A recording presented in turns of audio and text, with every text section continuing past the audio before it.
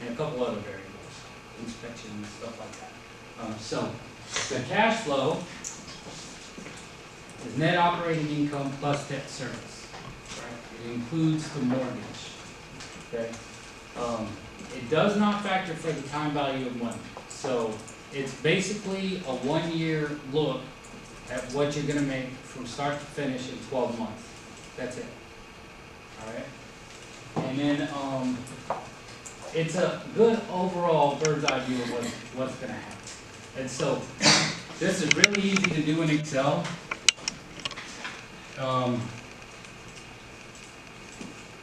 Let's see. Cash on cash.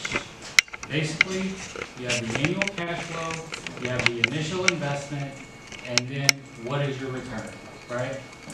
It's annual cash flow divided by the initial investment. So if you, let's do the same thing. If you had $12,000 annually, right?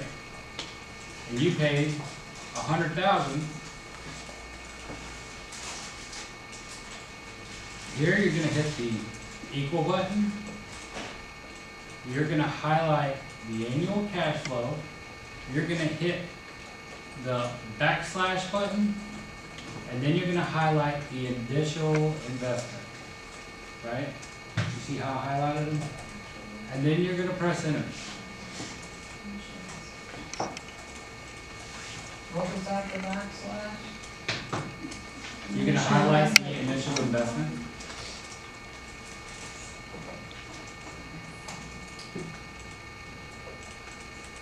I'm gonna call you at home. Oh, you got my number.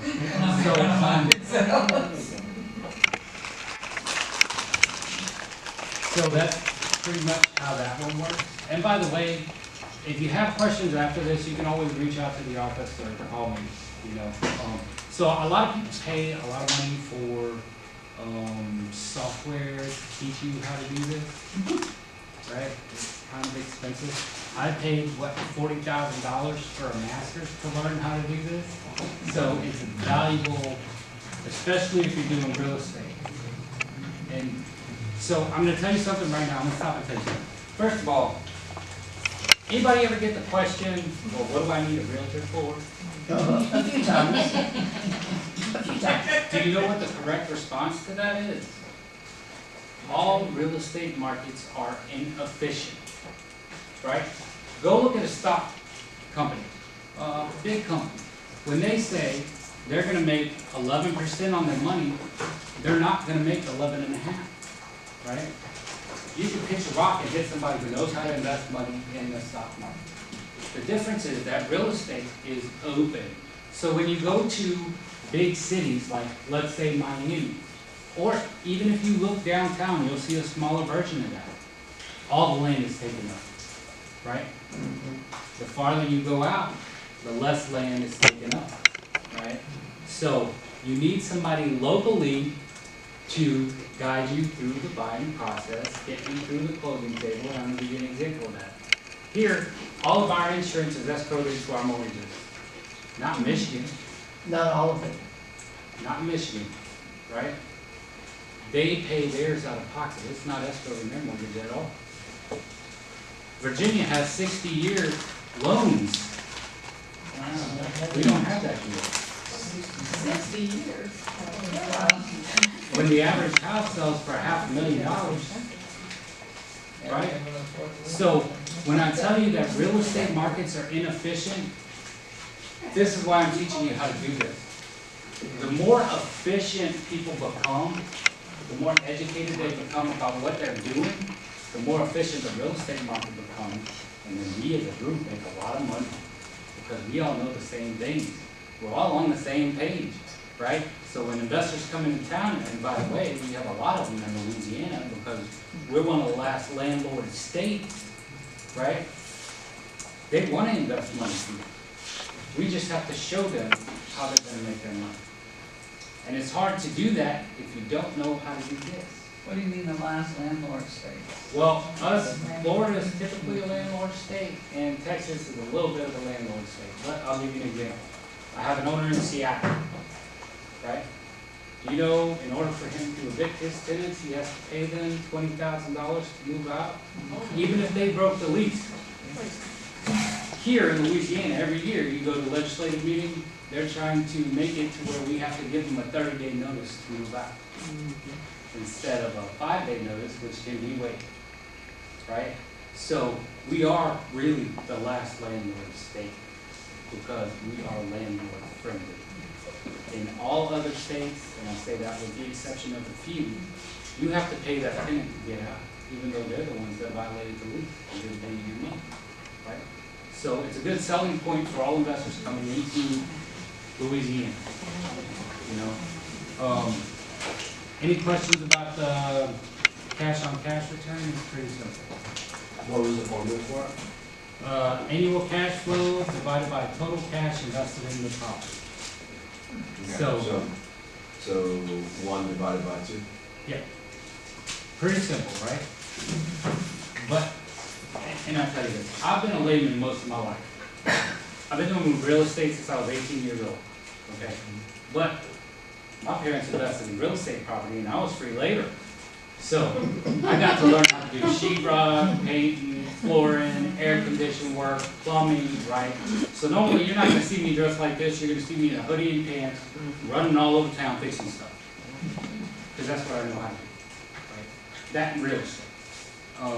So when it comes to things like this and working with investors, you really want to impress them with what you know. Most investors, when you're looking at big investments, they're going to want you to write an executive summary. You guys ever heard of an executive summary? No? It's basically a white paper about the property, right?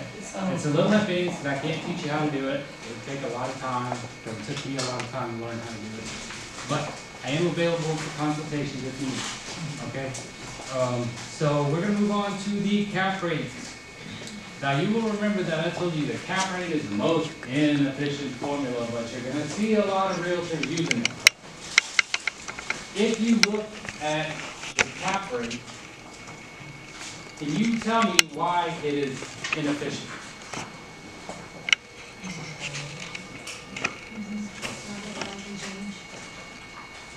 Anybody else? So it didn't factor in your debt. It does not. It works off of the net operating income, which does not include the loan. It does not include the mortgage. So when you're looking at cap rates, and I'm going to tell you this, in efficient markets, they're going to tell you the lower the cap rate, the better the profit. Now, I'm from Louisiana, so I want as much as I can get, right? That's why we have buffets and everybody eats in here, right? So my point is, the lower the cap rate, the more efficient the market. You can't have competition, right? Because they can't build around you. So they either have to buy it and remodel it, or they have to come in and buy it and rent it as it is, right? And that's a big thing for bigger communities, bigger, San Antonio, Austin, pretty much California, Miami, right? Their downtown area is already built up. You're talking about millions and millions of dollars. Why? It's done over rent. Right? So they can effectively get cheaper cap rates because they have more competition. And I'm going to lay this out for you. I used to play a game with people, right? Where I would give everybody a certain amount of money. Okay? I give Chrissy $100, Dad $50. And I would throw something up there and I would say, okay, this one's for sale for this amount of money, right? And you got 20 people in here. Now, nobody knows how much money anybody else has. But I guarantee you, when I say that thing's $100, Chris says, yeah, I'll buy it. You know why? Because there are always people who are going to pay to keep you out of competing with them, right? So they'll pay that high dollar, even if they're not going to get a return on their money. You know why? You can't come in. So they can dominate the market, which is what you're going to see with bricks in a few years. But if y'all want to talk about that, we can talk about that at a different time. Okay? So the strategy is you pay more for the property, but you cash flow it, you're making a lot more money per month or per year, even though you're going to not make as much long term. That's right. You're gonna take a RIP for example. A RIP is, so everybody knows what a portfolio is? Okay. Portfolio maintains assets. RIPs have huge portfolios, but they're diversified, right? And when you talk about diversification in real estate, you're talking about hotel, you're talking about multifamily, single family, industrial, retail shopping centers, office space, right? So RIPs, they can borrow real estate investment trusts. Their cost of borrowing is far less than ours. And they don't have to make as much of a return. Where you and I need to make 18% or 20%, they can do it for 4.5%, right?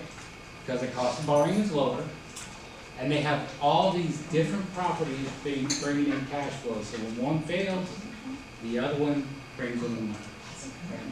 So when you have that, they're going to beat you every time. Okay? So capitalization rate is net operating income divided by the initial investment. Okay? Real simple to do. What is, somebody give me a net operating income? Anybody? $18,000 a year. 18 a year? And then the initial investment. 200. 200. And then you're going to go down to the cap rate, so you know what it is.